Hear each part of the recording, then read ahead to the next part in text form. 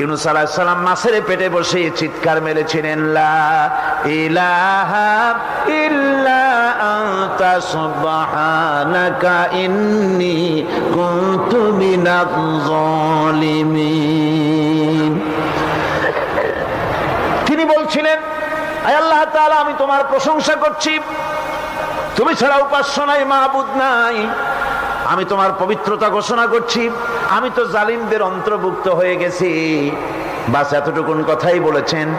আল্লাহ পাক বলছেন, ইউনূসের ডাক তো কেউ শোনে নাই, পানির মধ্যে কেউ শোনে নাই, জমিনের কেউ শোনে নাই, মহাশূন্যের কেউ শোনে নাই, কিন্তু মাছের পেটের ভেতরে থেকে গভীর অতল দরিয়ার তলদেশ থেকে মাছের পেটের ভিতরে বসে আমার ইউনূস যে ডাক দিল, ওই ডাক আমি আরশের মালিক আমি শুনতে পেয়েছি।